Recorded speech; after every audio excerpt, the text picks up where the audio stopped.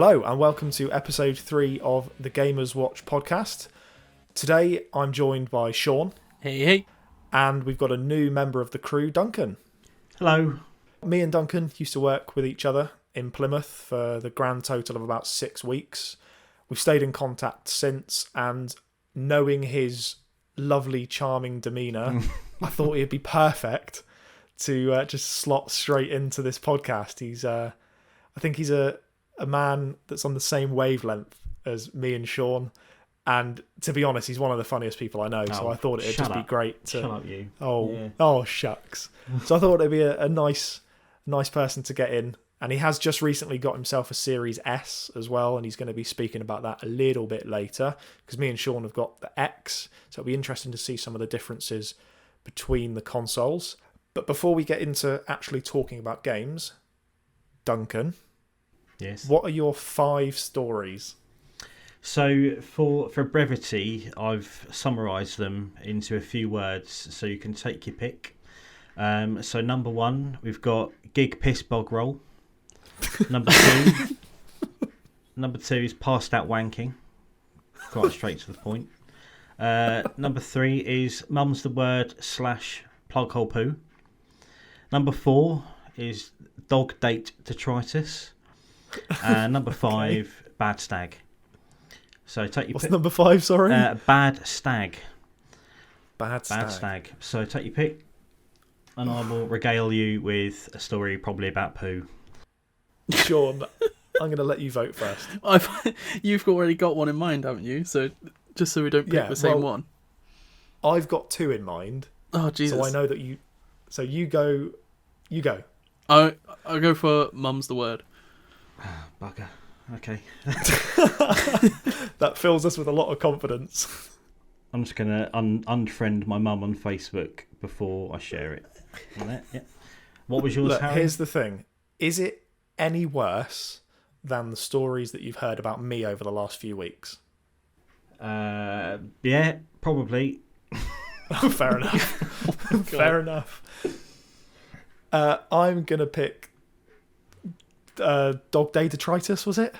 Dog date detritus. I can tell you both. Please do. I'll go for okay. So I'll go for mum's the word first. Now, apologies to Duncan's mum for this one, I guess. Whatever.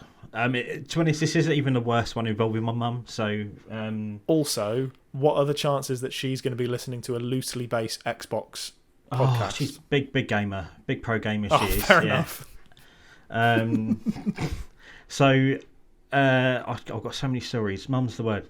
So I suffer quite badly with IBS, but it's that kind of IBS that will just has no reason to it. So no triggers, nothing at all. So I can eat a tub of ice cream knowing full well that I'm going to have the runs, and then I won't. But then on this particular occasion, I was down the park with my mates, probably about kind of 16, I think, just playing football, and all of a sudden I got the hot lava feeling in my bowels. So I was like, oh, gotta go, and I was very fussy about kind of public toilets then, so it's kind of like ran home.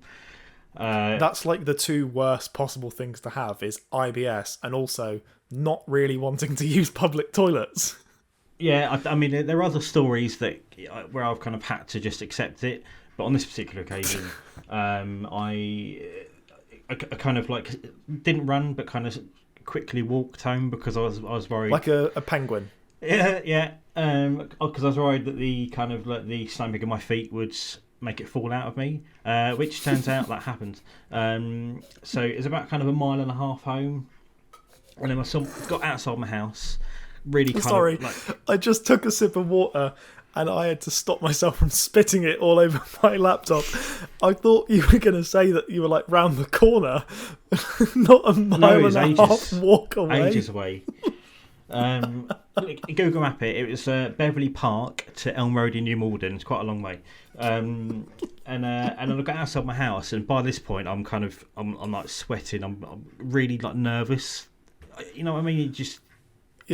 It's going to happen. And then my granddad was kind of walking down the road, and I love my granddad, so I always wanted to stop and chat to him, but I was like, I can't, sorry, just literally just so rude to him. ran it, ran indoors, and as I'm legging it up the stairs, that's it. It all just falls out of me. So you starts got slipping home. out of me. So I was home. I was so close as well. I was so close.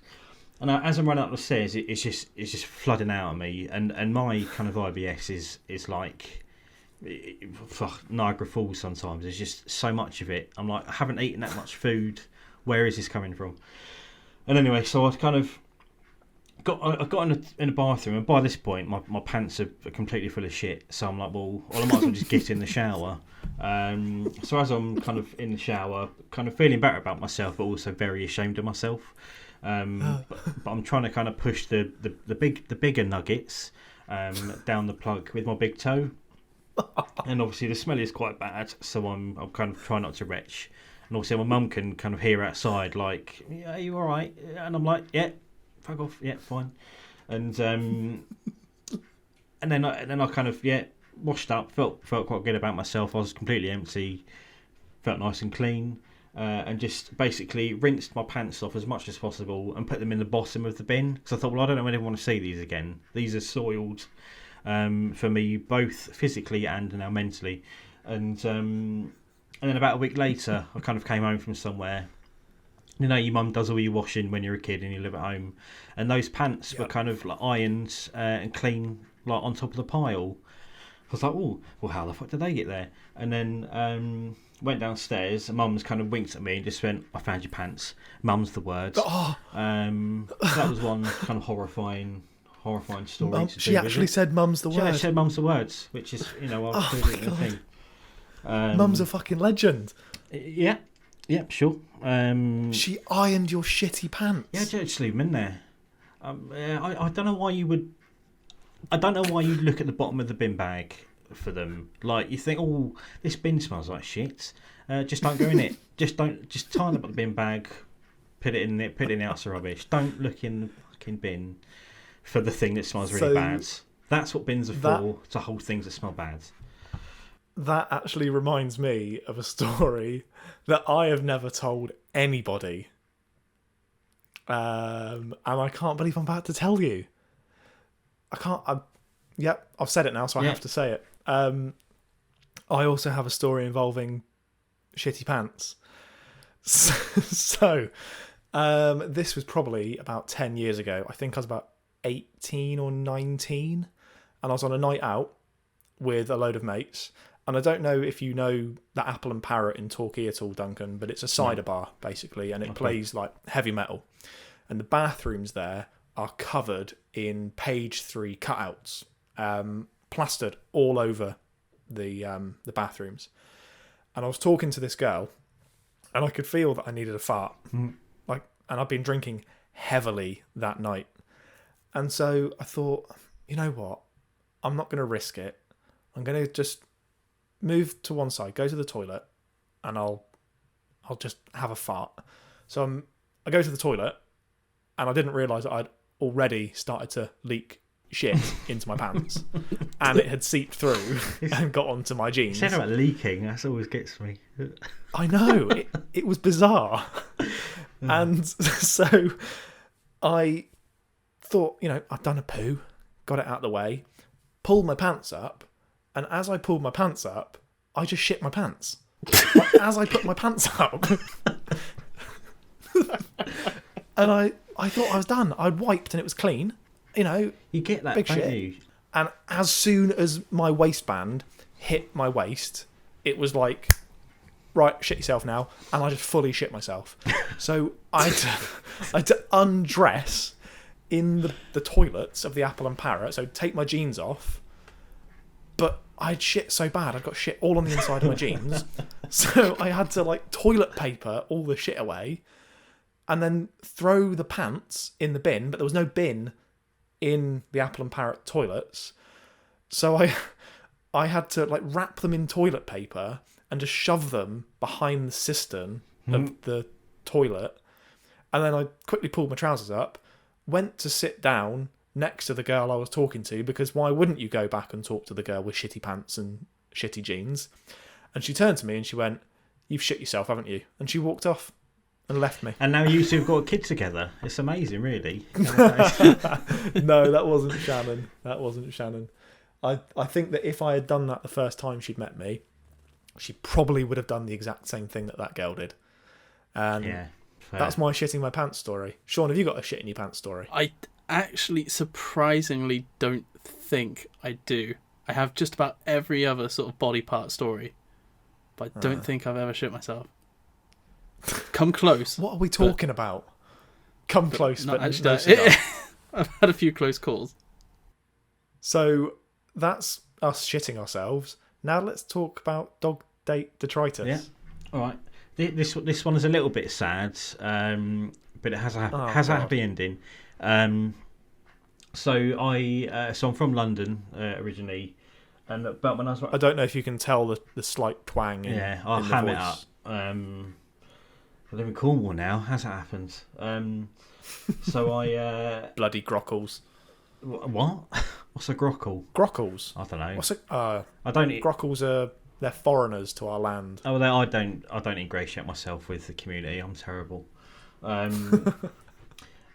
think it's about 21. My the company where I worked moved to the Forest of Dean, which is in Gloucestershire. Very nice. Yeah, it's lovely. And I kind of went with them initially for 6 months, and then kind of ended up staying and lived in the southwest ever since. And met a girl there, and it was nice, kind of in a new town or whatever. And then I came down one weekend, and we all went out. We had a really nice white shirt, and then we hadn't kind of like officially kind of started dating yet, but we kind of on the cusp of. So then we went out somewhere, stayed on someone's sofa, and then the next day she was like, "Oh, let's go and see my mate." I won't say her name because she's a cretin. Let's go and see my mate. Went around there. The door was unlocked because the doors are just. This mate isn't Voldemort, is it? That's what I call my ex. Whatever. So we walked in, and then she had this really sweet little dog called Lucky, but really kind of badly treated it. So it was kind of just locked in this hallway, and there was kind of shit and piss everywhere, and didn't have any food. So we were like, well, this is bollocks. So we took it out for a little walk, and we had it in its harness, and it did this thing where it basically kind of hopped backwards and got out of its harness. Well, I thought, oh shit, I better keep an eye on that.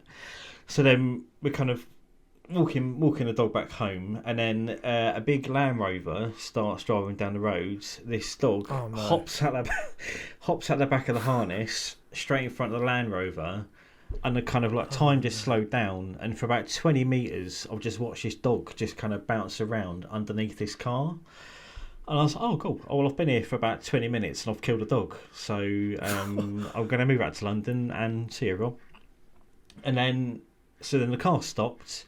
And this was in the initial phase of seeing somebody as well? Yeah, I mean, we weren't even kind of like official really at this point, although it was kind of bound to happen. So then I kind of looked on in horror as the car stopped, and this dog just rolled out kind of from underneath the car, and I thought, well, brilliant, well, he's dead now, so yeah, I'm off, bye. And then all of a sudden the dog just kind of sprung up to its feet, and I'm like, oh my fucking god, it's a miracle. And she starts like legging it towards me, so I'm like, come on, Lucky, come on, and then she starts to like slow down as she's running. I'm like, oh bugger. Oh, no. And then I kind of see there's a bone sticking out of her hip. So I'm like, oh Jesus Christ. So then this girl now mates went and got a car, and I kind of basically kind of wrapped up the dog in like my jumper and kind of held her close to like a baby, so we could kind of take it to like the local vet. And so as I'm kind of holding it in the car, it's looking at me like, please don't let me die. This is all your fault. And then I can kind of, as we're in the car, I can feel like my chest getting really warm, and obviously like the dog's gone into shock. And I look down and I just see this mixture of kind of piss and poo just kind of seeping like up my front, up the front of my shirt. Because the dog's obviously shat itself because it's in shock. And then dropped off at the vet, felt terrible. And obviously now I'm kind of in a town I don't know. All my stuff's at the hotel about half an hour away. So my just call her my ex. She's like, oh well, we'll take you back to my mum and dad's to get cleaned up. I'm like, yeah, okay. I don't really want to meet your parents like this, but fine. And obviously I'm quite short. So I'm only 5'5", and her dad is about 6'2", an absolute kind of mountain of a man. So I get to her house, and her entire family's there. So her mum, her dad's uncles, like grandparents are all there. So the first time they've kind of met me, I'm just covered in dog shit, blood and hair.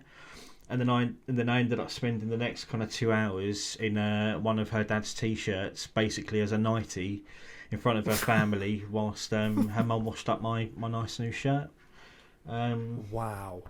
And then we spent about 5 years together. So as first dates go, it was actually pretty good. So,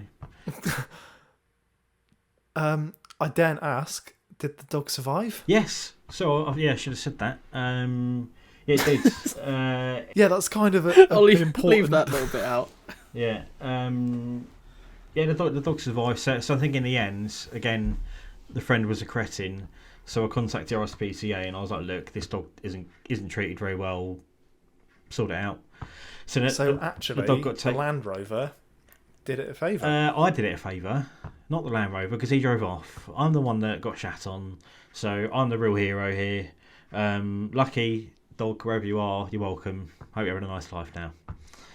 The end. Oh. Yeah.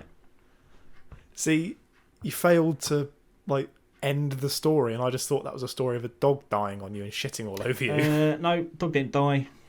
Yeah. Well, there we go.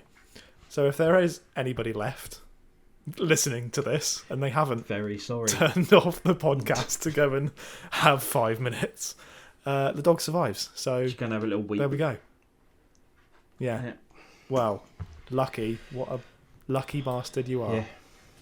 Lost a hip, There we but gained a new outlook on life. So Yeah.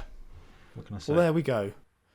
So I think what we're going to do is we're just going to take a short intermission just to let everybody gather their thoughts. And that's Duncan, everybody. I'm so so sorry. say hello to Duncan. I am sorry. Well, I think what we should do, I think we should move swiftly on to something a bit more positive. Something, no negativity, just 100% positivity going forward. So what we're going to talk about are critically acclaimed games that we don't really like that much. Sound good? It sounds a bit negative, really, mate. It's nothing but good vibes. Yeah. To be fair, there's a few on here that I 100% don't agree with. The first one being Minecraft, Shaun. No, that one's the best comment. I was going to vote that comment for the winner. No, it's really fun. If you play it with a group of people on a joint server, and there's 5 or 6 of you all going off having fun, then it's okay. It's like Sea of Thieves. Sea of Thieves is shite when you're on your own, but it's okay when there's 3 or 4 of you. So I have to agree with Shaun on that. I don't get it. Some things are amazing, like when you see people kind of making calculators in the game, brilliant. But that's way beyond what I'm going to do with it. I just think it's a bit boring. Music's nice though. yeah, the music's really nice. Got to give it that. There is also, obviously, somebody said Cyberpunk. We're not going to talk about Cyberpunk. We've talked about it enough. I think the world has had enough of Cyberpunk. The only thing that I want to watch or listen to about Cyberpunk now is the Cyberpunk Borat combination, which is amazing. One of the ones that I did think that was, I don't know if it was a bit too vague, was someone saying that all of Nintendo was overrated. And obviously, we're an Xbox-based podcast, but I think we have to take a minute to appreciate what Nintendo do with their first-party launches. Now, one of the games that Nintendo have launched recently is Breath of the Wild. That is one of the most critically acclaimed games of the last probably decade. and I don't like it. It's not No. very good. All right, I didn't enjoy it. It was too vague. The story was crap. The puzzles were shite. The shrines were boring. However, what I can appreciate about that game is it had a very clear vision of what it wanted to be, and I just didn't like that. But I think you can't turn around and just say Nintendo's overrated. How do you say that? I think with me with Breath of the Wild, I think I'm just at like the wrong time of my life to play it, where I almost want to be like have my hand held through games now, whereas you definitely don't get that with Breath of the Wild. Like, I don't think it's a bad game. It's probably incredible, but I just bounced off it because I just didn't want to think for myself. For me, it's not a Zelda game. It is not a Zelda game. I think that it feels like Nintendo were trying to make something different, and then at the last minute they were like, oh, people might not buy this. Zelda. And that's what it feels like a little bit for me. So However, I played the remake of Link's Awakening, and that's brilliant. Absolute. Yeah, see, I never got around gold. to playing that. Never got around to playing it, but it looks great. And I've played the original, obviously, and that was great fun. But you can't say all of Nintendo are overrated when the variety of games that they release, Smash Bros, Splatoon, Animal Crossing, Mario, all across the different generations, Mario has adapted and changed to be a game that is still at the forefront of platforming. So I'm going to make myself really unpopular if I haven't already with all the shit stories, but I don't think Animal Crossing is very good. Oh, no. I don't, because I was thinking about it, like the only time I actually kind of enjoyed myself on it was when Harry was making me football kits on it to hang up on my wall. Yeah. But it's just, I went back to it the other day and I was like, it's so much work to have fun. And people are like, oh yeah, I've put in like 500 hours on it. And I'm like, yeah, but what, we're digging out of ponds and having to remake your shovel every time. And it's probably missed the point for me. And I think it's done really well because of the time that it happened. Obviously, beginning of a pandemic, everyone's home. And it's a nice thing to bring everyone together. But I also think kind of you get the most out of it if you're kind of engaging with other people on it. But then I think, well, I don't want to have a Twitter account to play Animal Crossing. Yeah, see, here's the thing for me is that it's a game about community that makes it so difficult to have a community. So if I want you or Shaun to visit my island, I have to go and speak to a pelican who opens up a gate, who creates a code, and I have to send the code to you, and then you have to input the code, and you have to go to your gate and open your gate, and then you have to input the code in, you have to fly to my island, and then if you lose connection at any point, anything that you've done and anything you've picked up is lost immediately.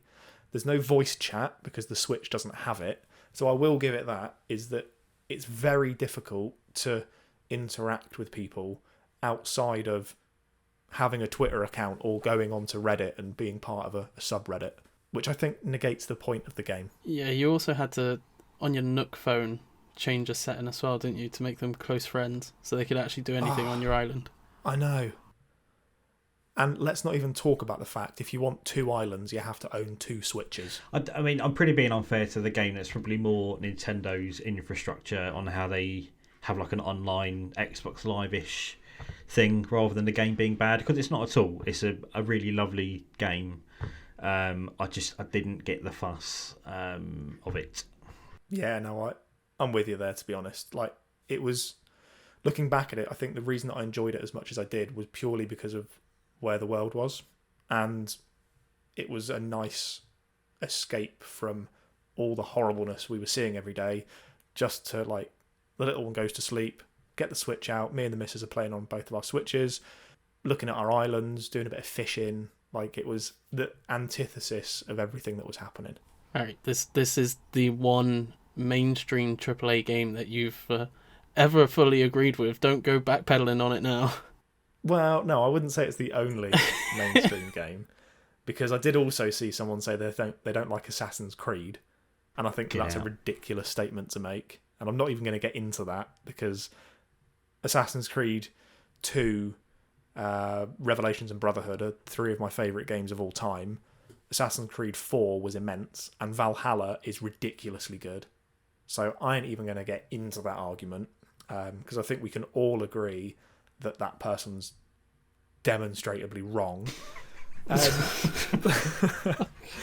Now, there was also, I'm really disappointed at this, Adam, my mate Adam, said that Among Us is just a shit trouble in terrorist town. But it isn't. It's great fun. It's a proper great little mobile game. Because I purely only play it on mobile, and it's wicked. I must admit, I still haven't played it. I haven't played it. Yeah, same. So it might be shit. Well, it's coming to Xbox Live, Xbox Game Pass very soon. Lovely. Yeah, all over that. So what we could probably do is get the three of us. Tom could get it for Game Pass on his PC, and it's cross-platform. And then we could probably get 2 or 3 other people from the community and have like a community game of it, which I think would be wicked. But also, I can understand if you have a PC that costs as much as a small car, maybe you don't want to be playing mobile games on it. So I get that. That's understandable. And also, my mate Gary, who will be listening to this, made a really good point that he doesn't like any of the Halo games.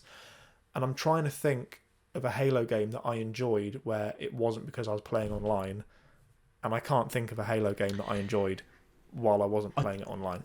I used to love Halo, so like 1, 2 and 3 I used to play with my mate Dan, multiplayer, and we'd also go through the co-op campaign Legendary.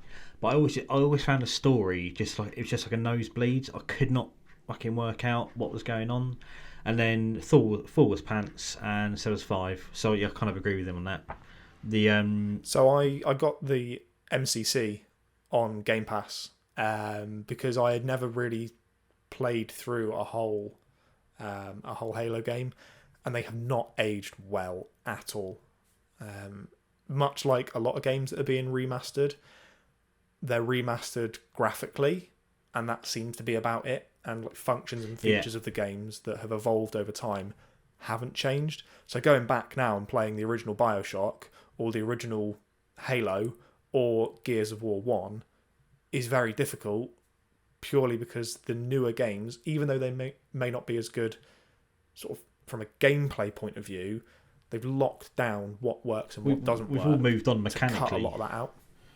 So Definitely. Talking about remasters, one of my favourite ever games was Kingdoms of Amalur. It was just some kind of World of Warcraft-ish kind of single-player RPG on the 360, and it got remastered, but then it was like identical. It looks a little bit nicer.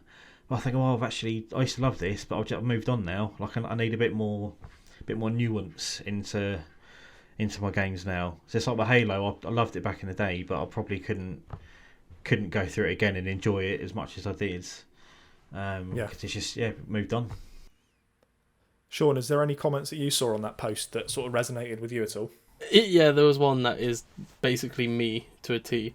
That was the just online multiplayer games in general. Yeah. I just don't have the energy to get stressed on online multiplayer. Cooperative online is fine. I love that. Some of my favourite memories in gaming are from Call of Duty 3, where it was me and just a bunch of mates who used to all jump onto Xbox on the 360 and used to just dick about for hours on end. Online games now are basically gambling simulators with season passes that lock people into 6-week cycles, and if you miss a single day of that season pass, then you've lost the opportunity to get like a game-changing weapon or a skin. And if you miss that, then you have to pay money to potentially open a box. And like, I'm totally on that comment. Like, I'm so lost with online multiplayer games now. I think I started to lose my patience with them with Overwatch. That was the first time where I genuinely got annoyed playing an online game. And I don't know what it was about that game. It ground me down to the point where I thought, you know what, I can't be arsed with this anymore. And I just stopped playing online multiplayers completely after Overwatch. And I know that's probably, again, a controversial opinion that I don't like Overwatch. and I couldn't care less about Overwatch 2 coming out. But what Blizzard have done is basically normalise loot boxes. And again, like CDPR last week, Blizzard totally get a pass because people like the games they make. Well, even like, because I'm back into playing World of Warcraft again, because I've been playing it since 2004. And even like season passes are kind of in that now. Like everyone's kind of been really kind of high up on the new expansion. But there's like even mechanics in there where so you pay a tenner a month to play it, but there's a season pass in there. But then the next kind of level doesn't unlock till the week after, so you've got to pay for like 3 months worth of subscription just to really get to the end of this season pass. And I'm playing it, and that's on the hope that you're still playing it 3 months. And the thing is, in the future, I'm playing it because I just enjoy the game, but I'm not tied to it. If I don't unlock the thing, I couldn't care less. Yeah.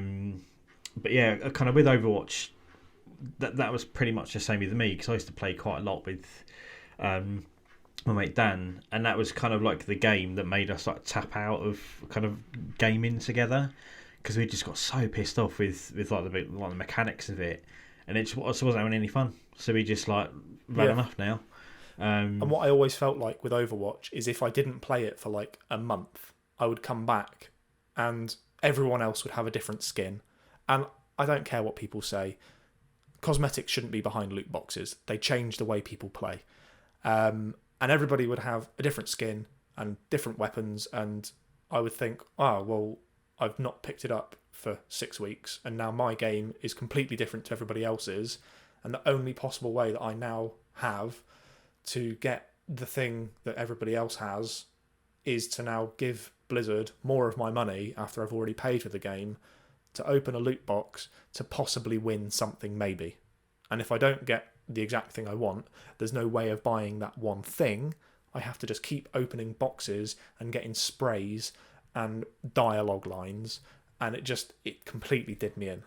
I think Overwatch was the point where it normalised that behaviour, but because everybody liked Overwatch, they got away with it. It's the same with Ultimate Team. The vast amount of money that EA get through Ultimate Team, it's over $1 billion a year, isn't it? I think on Ultimate Team. Yeah, and the rest of the game is just this shallow, hollow husk of what it used to be, because they don't need to focus on that. They just need to focus on Ultimate Team because that's what people like, and they can pay YouTubers to open cards and scream and shout when they get a good player. And then they forget about the fact that it's teaching children how to gamble, and parents are now having to be told, don't let your children play this game. But we won't change the rating of it. It's still a 3+. But also don't let your kids play the game on their own because they might potentially bankrupt you. But don't worry, it's fine because people like FIFA, so it's okay. One of the things, as well as all the like loot box and microtransactions and that as well, one of the things I just can't stand with online multiplayer games now is how serious everyone takes them.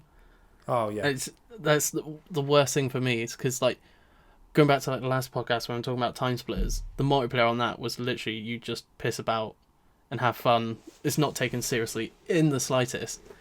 And nowadays, even the game that should not be taken serious in any way is like treated as life and death. So like Rocket League, you'll get people who will like message you or get really, really stroppy if you don't score. And it's like it's a car with a rocket on it. It's not serious. That's why I don't play Rocket League. I've said this multiple times to you, Shaun, that I don't like Rocket League. Actually, it's quite fun to play when it's just you and a couple of mates. When we were back in a different tier and you could have 6 people in a household, me and 5 mates met up for a birthday and played Rocket League for hours, changing the sliders, changing the size of the ball, changing the physics of it, and it was great fun. I went home and thought, I'll tell you what, I'm going to play a bit of Rocket League, see what it's all about. And after like half an hour, I had, exactly as you said, people sending me messages saying that I'm shit at it and I should stop playing it and get better at the game and do this and do that. And why didn't you do an aerial at that point? And it's like, exactly as you said, it's a game. It's fucking go-karts with rockets on their back. I think it was last week you were talking about Smite, that kind of MOBA with like all the different pantheons. I used to love that. And I played... That's how I know what Smite is. It's pretty me. Me and you used to play Smite a little bit, I think. Yeah, I used to play tons of it, and then it is the most toxic game I've ever played. So I mean, I don't know how many it is now, but you've probably got like over 150 different characters, all have got different abilities, kind of different kind of builds you can do. And if you kind of join a game, oh well, I'm going to try out this new god or whatever, but you don't play it perfectly, you just get dog's abuse. And I've been banned off Xbox Live for about a week before. I had these 3 mates who were playing, but because I picked a character they wanted, I was getting all sorts kind of like messages sent to me. You're a CUNT, just all sorts. And I kind of bite back a little bit. I'm like, yeah, fuck off, wankers. And then again, I tried it again a couple of months ago. Immediately, my first game back, just people, and it's like in Rocket League. You have like a good game message, but people will use that to tell you your shit. If you kind of can see the goal in Rocket League, good game. It's like, yeah, whatever. Like, great save. Great save. That's it. Ball off. Over what is essentially a game with make-believe legendary characters fighting in an arena. Yeah, won't touch it again. No, it's quite annoying. The disenfranchisement that games can have when, for me, all I want to do is pick up a game for like an hour after my little one's gone to sleep, and maybe I just want to shoot someone. Maybe I just want to run around a map and just fire a gun around a bit. And just the torrent of abuse that you get off of that is just utterly ridiculous. And we're going to end this segment on a very controversial one, and it's also the one that you said, Duncan. What's the game that you said in that comment chain? Witcher 3. Yeah. Just can't get it. Me neither. I can't get into it. I played that game for 30 to 40 hours on the Xbox One, and I can name one character, and that is Geralt. You could ask me what the story is, no idea. You could ask me anything about the game, where it's set, what the villages are called, name one enemy. All I know is Geralt and Gwent. That's all I know. The combat was just so bad. The AI, again, it's a CDPR game, and you can see that in Cyberpunk, is just completely lifeless. It's people on a rail walking the same routines over and over, saying the same 3 words of dialogue. I just did not get it. What about you, Shaun? Witcher 3? I've never completed it. I did play it quite a bit when it first came out, but I can't remember too much. But I did enjoy it when I was playing it. I think it was just one of those things where it took too long to complete, sort of thing. So other games started getting released, and then I'd start them and just never went back to Witcher. But I don't remember hating it when I was playing through it. See, I don't ever remember hating it, but what I remember is that when I first, because I bought the Game of the Year edition, and I remember seeing everybody, like I like my RPGs. I used to love JRPGs, and I love a good long story with a lot of character development in it. And everybody was saying, like, this is the game, this is the best story ever, like the character is immense and the world is so like real and believable. Do you know the most real and believable world in a video game I've ever played? It's GTA 5. Nothing comes close to matching the world in that game at all. If you set a car on fire, fire trucks will come out and they'll put the fire out and they'll stay there until the fire's gone, and then they'll leave, and that fire truck will drive back to the fire station. If you go into the middle of nowhere and you shoot someone in the leg, they will hobble to a hospital. The world in that is like unparalleled. I mean, I would say the same for Red Dead Redemption 2, but Rockstar are the masters of the open worlds. Yeah, because I've just started playing Valhalla. Absolutely love it. It's brilliant. But I'm getting proper Red Dead vibes and just kind of the world, because I'm only at like the first kind of big city before on Norway, but it just has that kind of same kind of feel that it's really been thought there. About, and lovely stuff. Everyone that you see, they're not just a line of code, they're there for a reason, and they interact with the world. It's one of the reasons that I love Valhalla is the way that the side missions are set out. So it doesn't tell you what the mission objective is. And I remember we talked about this in episode 1, Shaun, with the guy who needed to kill the beast. And you have to lure a wolf over to him, and he has to kill the beast. So you have to weaken it, and then he has to strike the final blow. And if you don't strike the final blow, well, if he doesn't, then the mission's over and it's done. And sorry, you don't get that reward. And that's one of the reasons that I absolutely love Valhalla. I've got to England, I'm about 15 hours into it, and it's just a beautiful game, really well thought out. I'm going to push aside the ethical dilemma of it being a Ubisoft game and how cretinous they are, but from a purely like the world that you're in, exactly like you said, Duncan, it's an immense world to be in. And I never ever got that feeling with Witcher. No. It just felt lifeless and dead, and like it just wasn't I never found myself like, oh, that's cool. Like, you'll be walking around Red Dead and you'll see two people in a bar having a fight, and it won't just be two AIs just like simulating punches. One of them might grab the other and throw him through the doors of the bar, and then they'll start beating each other in the streets, and then a police officer, a sheriff, will arrive and he'll try and split them up. And like, I never got that feeling of the world being alive in The Witcher, which is a shame because the world that it's set in is amazing. I love the TV series and it's the same world that it's set in, but I never got into Witcher. Never really got me. I think I'm going to talk about another game that I don't like. Shaun, this segues quite nicely into the next sort of section. Okay. Game Pass or gameplay. What was the game that you got me to play this week? Tell Me Why. And what was the game that you played this week? I played Spiritfarer. You better fucking like but it. There was a reason that I got you to play Tell Me Why as well. Do you want to tell me the reason now, or do you want to wait until after I've read out my notes? Because I've made notes. Yeah. I'll say no. It's made by the same people that made the game Life is Strange, and which is like an episodic game. Mm-hmm. And I was really curious because I remember when Life is Strange came out, everyone was praising it, and I couldn't stand a single character in the game. Like, everyone was so hateable. I never got into Life is Strange. Yeah, so I struggled to get into it because there wasn't a single character I liked, sort of thing. Yeah. So I was curious if Tell Me Why would be the same before Similar I vibes. actually played it myself. Yep, similar vibes, mate.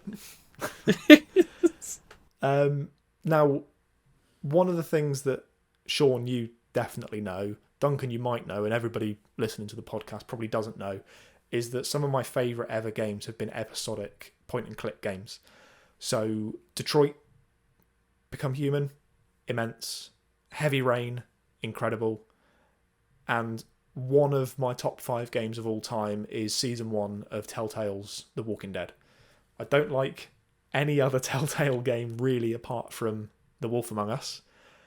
And I'm not a fan at all of The Walking Dead, but that game like properly moved me. Not ashamed to say it was a game that I did shed a tear to in episode 5. And there's something about playing a narrative but having the decision and having the choice to change certain things that I like, because you know it's going to end up in a very similar place, but it's like a choose your own adventure book, or playing D&D. The goal of D&D is to get to the final boss, but the way that you do it is completely up to you. So when I saw and I read some of the reviews of Tell Me Why, I thought, wow, this looks completely up my street. It looks like something that I would enjoy. And so I sat down a few days ago and I thought, right, let's play chapter 1. And I didn't finish chapter 1. really did not jive with me at all. The first thing I'm going to mention, and it's the same thing with analog controlled point and click adventures, is the movement is excruciating. It's so bad. So just hovering the imaginary button over the right section is just impossible. I remember opening the same drawer backwards and forwards, and I actually got an achievement for trying to open a door. And I didn't mean to get the achievement, I just could not find the specific little area of the screen that I had to press to exactly open the door in the exact same way as the game wanted me. So the movement is like completely excruciating. And from the very first moment, 10 minutes after you start the game, after you watch an unskippable cutscene that just sets up nothing, is you're like ambling around the room trying to find some keys, just hovering over press A, and then the character saying a really poorly written and also really poorly voice acted line. That was just like really, really bad. There is a plant called Herbert, so I'm just going to say that there's a shrub in the guy's dorm called Herbert, so that's a thing. All of the people in the game, like, they look a bit Uncanny Valley. Dead eyes, no life to them. They just like Oblivion-style NPCs just stare directly at you, and that freaked me right out. The frame rate was terrible. I was hitting maybe... bearing in mind I'm playing this on a Series X, I was hitting maybe 20 to 25 frames with like clear and obvious chugs and lags, getting down to like the 10 to 15 mark at times. It was really, really bad. I don't know what game engine they're using, but it could not cope with the game. Overall, I can find out. Oh, it's it's on just the Unreal Engine 4. Really? Yeah. Christ, it was crap. It was so bad. It just felt stale and lifeless, if I'm honest. Like, I was playing it and I was getting no enjoyment out of it whatsoever. And the last little thing that I put is it feels like it was written by the people who wrote Hollyoaks. That's the only way I can explain the writing of the game. It is so poor, to the point where I was just laughing at how bad the writing was. At one point, I had to solve a puzzle to get into a room, or I could break the door down. I could do one or two things. So I thought I'll try and solve the puzzle. Now, the puzzle included me having to read a segment of a book, and you know my feelings on books, Shaun, but it was like a 4-page book I had to read in the Book of Goblins, and I had to somehow figure out which of the 5 animals, there was 3 dials and 5 animals, and I had to work out which item each animal would be given to unlock the door. So it was a torch, a sword, and I can't remember the other one. I've got an article up here. It was a torch, a sword, and a money bag. This is the explanation that IGN have for how to work out the door puzzle, and tell me if you think if this is a good puzzle. So, if you don't want to solve the puzzle on your own, here is the solution to open Mary Ann's door. We can tell that the moose gave the princess the torch because the moose was far-sighted.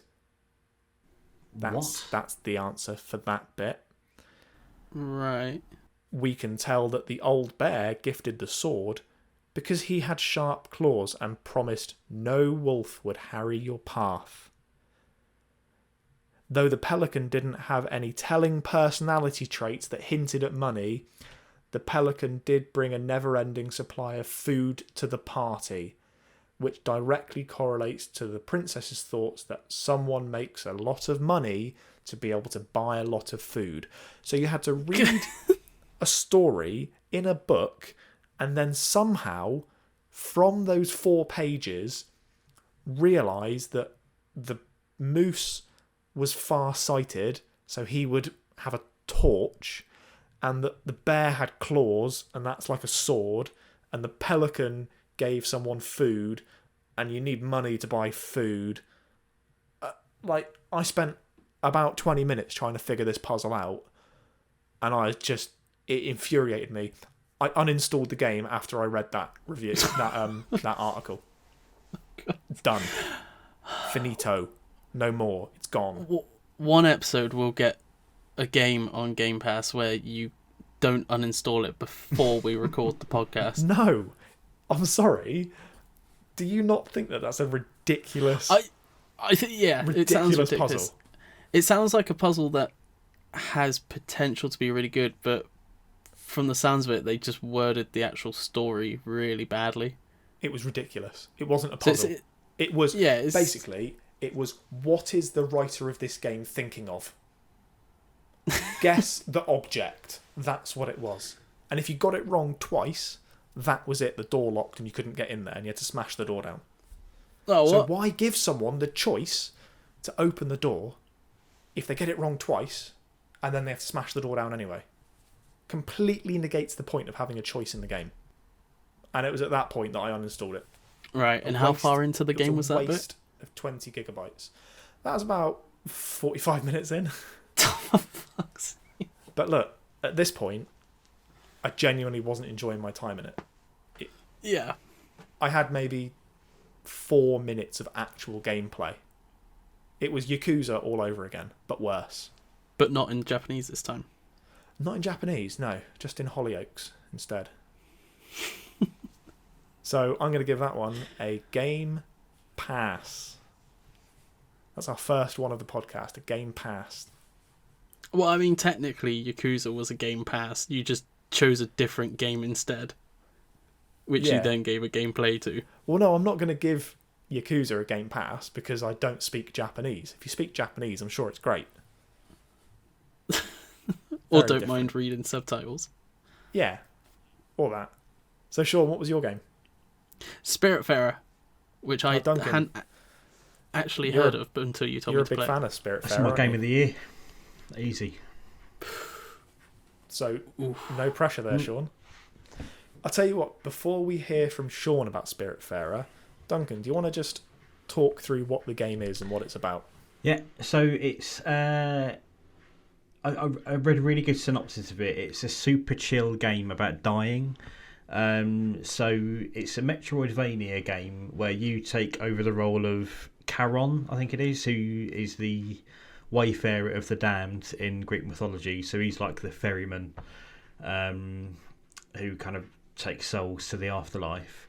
But you basically you run a boat and you have all these kind of spirits that you've met throughout your character's life, and they have a few like some wants and needs. So you might have like a lovely sweet old hedgehog lady who wants a wardrobe in her room, and that makes her happy, so she can then pass on. It sounds very basic, but it's so sweet and so touching. So there's a button specifically to hug, and you think, oh, okay, well, it sounds a bit wanky, but kind of, it's such a beautiful game. Like the animation is just stunning. And it's about 45 hours long in the end. And there was one bit halfway through. I don't really want to spoil it in case anyone wants to play it, but you kind of meet like a young boy basically, and I just wept. I remember it's a Saturday morning. Something happened in the story, and it was just such a body blow because I was so invested in it. I just sat on the sofa on my own just crying because it was so touching. If you're not really into Metroidvanias, it's probably not your bag because it is a lot of to-ing and throwing. You got to collect 20 ingots to make a shed for your cow or whatever. It sounds weird. It sounds really weird, but you can have like a farm on your boat because then you can make dinner. Sally the snake might want a particular fish dinner, that kind of thing. But it's very, very touching. So no pressure there, Shaun. Yeah. How do you get on with it, Shaun? I had a word that I was going to use to describe it, but I think I'm going to have to, after I say the word, preface it with a bit.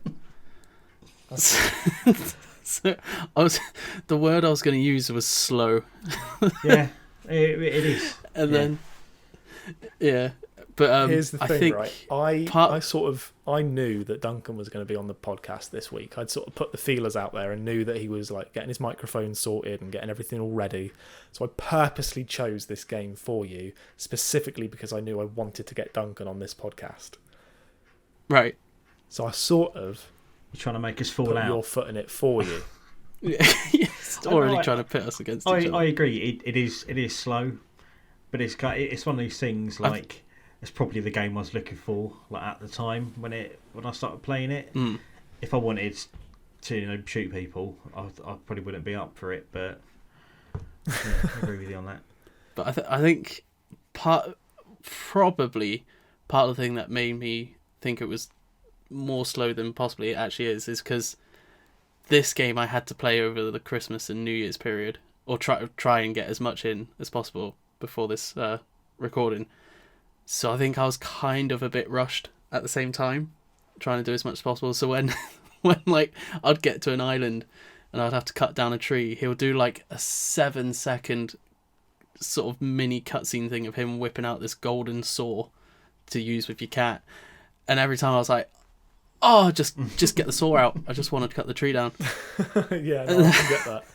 Maybe not the best game to play if there's a time limit. Yeah, it's a chill game, which I do like, but it was just some of the things they sort of like drag on a bit, or like the backtracking can be a pain. So there was one island at the start of the game where you unlock the double jump, and there's a ladder that's just out of reach normally, and once you get that you can go up to the ladder. So I went up there looking for stuff, there was nothing there, and I was like, oh, I'll go back to my boat then. I had to backtrack for about a minute across this whole bloody island to get back to my boat. Yeah, see, that is the thing about Metroidvanias, is you have to be sort of used to backtracking. Oh my god, I know what game I'm going to get you to play now. I've got it. Is it got backtracking in? Well, it's a Metroidvania, but it's also one of my games of the year. I think I know what it is. Does it begin with C? Okay. Do you know what it does? Do you want to say it, Duncan? Carrion? Yeah. Yes, it brilliant. is. So good. It is, I want you to play Carrion. It is Shaun. the complete polar opposite of Spiritfarer. Yeah, it is so intense and fast paced, and it is just like bang, bang, bang, bang, bang. Like every minute of that game feels like 5 seconds. And it's only about 3 hours long as well. Yeah, it's really quick, short, to the point. You can do it in an evening. Okay, I've just set it to install. It's also ridiculously good fun. So that's your Game Pass game this fortnight, Shaun. All right. Cool. Okay. But what have you got? What have you got for me? I was just gonna say, in a little twist of how it seems like I felt about Spiritfarer, I am actually gonna keep playing it because now that I don't have to. Yeah, it held my attention, but now that I don't have to play a set amount of hours to talk about it, I feel like I'll get on with it a bit more, just going at my own pace sort of thing when I've got a spare hour or two. It's definitely not a game. So I'm going to carry on playing It's not a game to rush through. So yeah, with Spiritfarer, it's not a game to rush. It's definitely like a good book of a game. You just have to kind of every now and then play a little bit, just enjoy it rather than trying to speed run it, because that's not the point of it. Well, there we go. So, Shaun, what have you got for me to play? I based mine off of our really, really positive post we done on the network page about games you just don't get on with that are critically acclaimed. So yours is going to be Dragon Quest XI. Hey! I wanted to play that for a while. I'll be downloading that tonight. You got to play all several dozens of hours of it. No, I'm going to be playing about 10 hours. I swear to God, if this one you play 1 hour and then uninstall it. No, it's a JRPG. You have to at least play them for 5 hours to get the gist of it. Also, so I'll give it at least 5 hours. I just want to add, when you said about Carrion, yeah, I literally went on my phone and set it to remote install, and I just got a notification on my watch saying that it's finished installing. Yeah, it's like 200 megabytes. Tiny. I never have internet that fast. Yeah, it's a tiny little game. It's one of my games of last year. Alright, so I'll dive on into it tonight. It's really good fun. So what's everyone doing for the new year then? Playing Carrion. Playing Carrion. So I want to do a little section just on plans for the new year. We've got 4 of us in our crew now. And for me, that's like an ideal number, because I can see that Tom at the moment is actually streaming Sea of Thieves. So it gives us a really good opportunity to always have at least 3 people in the podcast, which I've been told by people that listen is the magic number. So I think it's the perfect amount of people to have. And going forward, I would love to add another person into the mix potentially to get, again, just different ideas on the table. So we'll probably be sticking with the 4 of us for the time being, but if there's an opportunity where someone else comes in, we might have a 5th member of the crew, and we are going to be sort of tier permitting, and with everything that's going on, we will be doing a few in-person podcasts, which I can't wait for, because I feel like I haven't sat down with a group of people for about 10 years. So that will be really nice. We've also got a few plans with a few local shops and a few local gaming lounges that we'll be putting forward potentially if this gets a bit more steam, and if I edit it correctly and don't have to take the podcast offline after 2 days and lose 50% of our listening figures. So hopefully, all things well, 2021 will be a good year for Gamers Watch. So if you're already a subscriber, thank you very much. If you're not, well, why aren't you? Like, come on. Fuck are you doing with your life? Yeah. Like, why don't you want to listen to 3, after their peak years, morons talk about average games? Thanks for saying that. I'm after my peak years now at the ripe age of 28. We're all after our peak, mate. 21's the peak. It's all downhill from there. 36 next month. Oh, yeah. Just tired all the time, I've just started making that noise whenever I stand up now. Yeah. It's when you, like, no matter where I am. your knees first. I just... yeah. It's all downhill from here. So, yeah, Shaun, I would say you passed your peak. Thanks. That's all right. It means a lot. Mate. Now, Dunks, you've got a Series S, am I right? Yes. In thinking? And how has the Series S been? I haven't... Well, I went from a 1S to a Series S because it was Christmas Day. I had a bit of a bonus. I thought it was in stock, sort of treat myself. I wasn't planning on getting one. I did want to get an X at some point. But, it's good. Yeah. I haven't really noticed that much difference between the two. I think I was expecting more of a graphical leap this generation. I think suppose. At the moment that one of the frustrations is that people are still making the games with the old tech in mind. Once that push goes forward to the new tech, then that's where the big leaps will be. For me, it's all about the load times. Yeah, I mean that is pretty good. So I know we were bashing it earlier, but I've been playing a little bit of FIFA, only because I'm an Arsenal fan and I want to be happy about football at some point. So I've I got the kind of the next gen upgrade for that, and it looks really good. Yeah. I'll tell you what, I did watch a video on the next gen upgrade. Right. It's not bad. It looks because I play a lot of Pro Evo as well. But I thought if FIFA's 20 quid, it's all right. Does the job. But then also playing Valhalla as well. The graphics on that absolutely blow me away. It is incredible. Although I was just saying the graphical leap's not brilliant. Valhalla looks unbelievable. And I didn't even tweak about the whole I can't remember it's called quick start or something like that. So quick resume. Where just kind of I played FIFA. I'm just expecting to have to reload Valhalla. Oh no, it just carries on where I left it. Do you want to know the best thing about quick resume? Yes. You can unplug your console, take it to someone's house, plug it in a week later, and all of your stuff is still saved on that SSD. It's pretty good. It's immense. So I'm somebody that I flip between about 3 or 4 games at any one point. So at the moment, it's Tetris Effect, Control. What else am I playing? Tetris Effect, Control, and there is another game, and I can't for the life of me remember what it was. GTA 5. I'm playing that at the moment as well, and I'm just flitting between the 3 of them as and when I can, and it's stuff like that is going to be a big difference. That's another reason why I went for the Series S anyway, because I don't.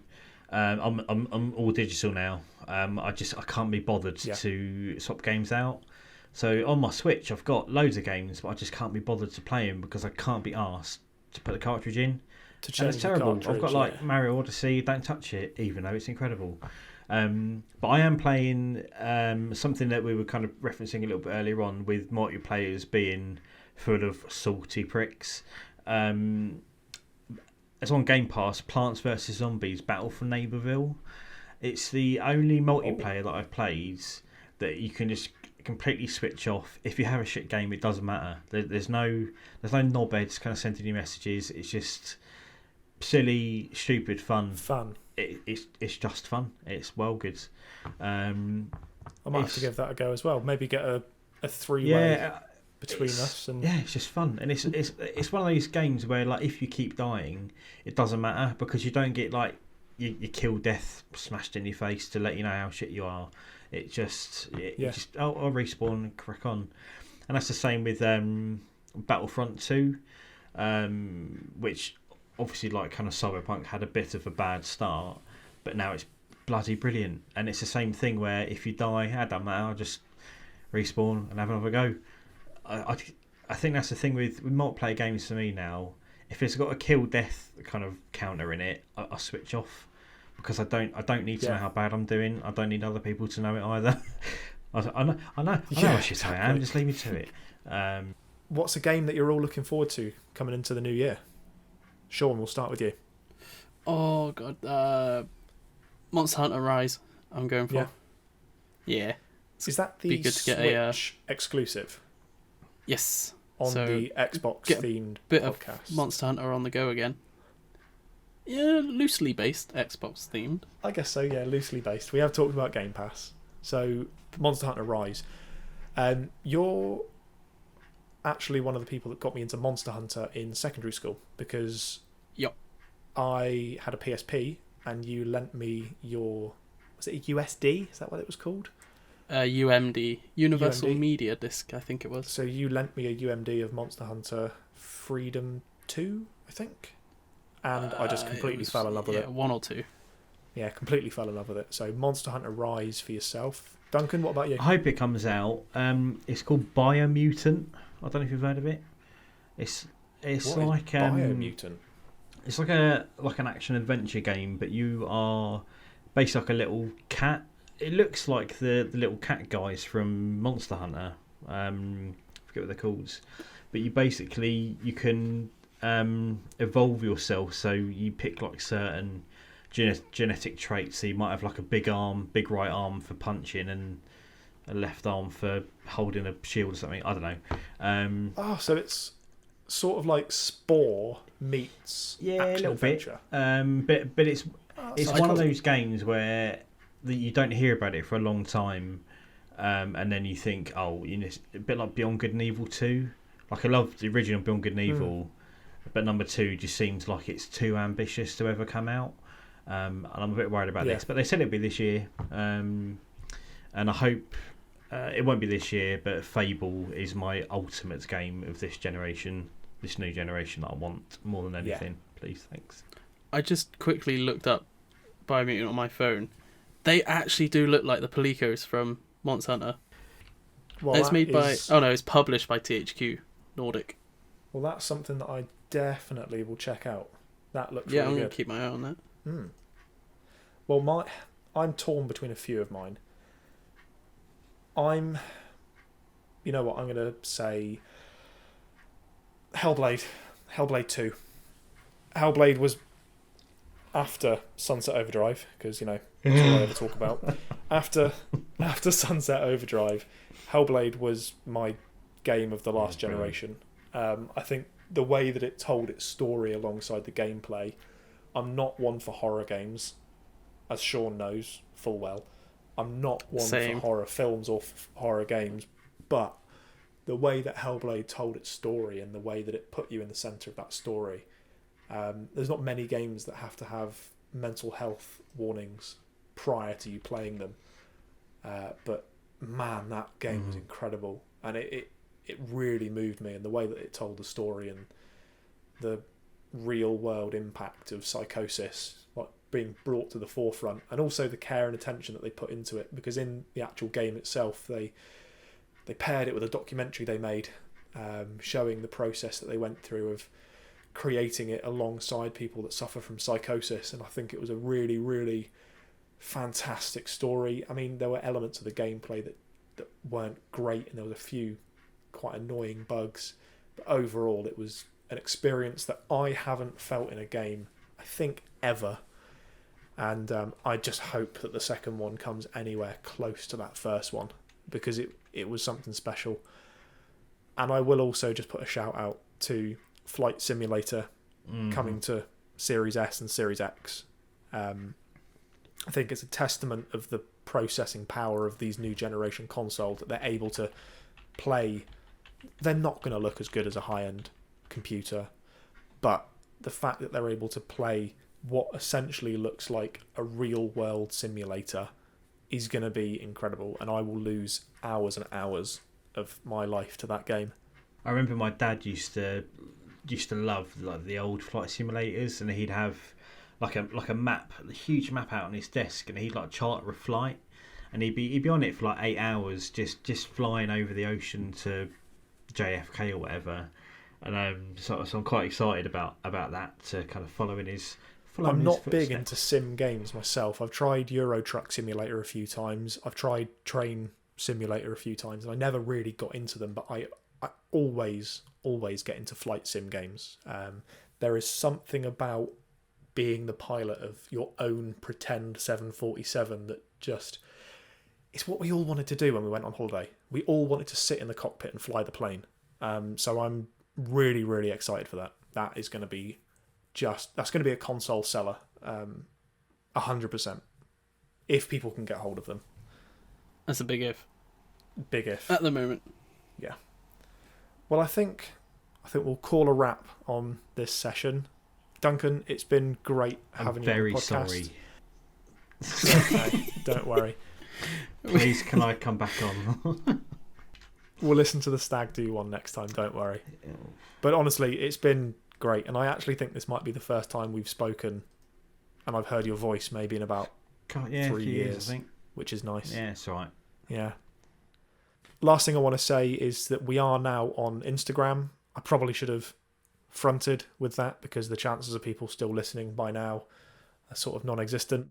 And from everybody here, please rate and subscribe if you can. It's a huge, huge deal for us. Every listen to this podcast counts. And I will admit that every single day I look at our podcast statistics and it breaks my heart when they don't go up and they go down. But, you know, that's what you get when you delete one of the podcasts off of Spotify 2 days after it launches because you made an error in the editing because you were up all night editing away. But, you know, there we go. Shaun, it's been great to have you. Thanks again. And Duncan, we'll hear from you again soon. Yes, thank you. And from everybody here at the Gamers Watch podcast, hope you've had a good new year. Cheers. Bye. Woo.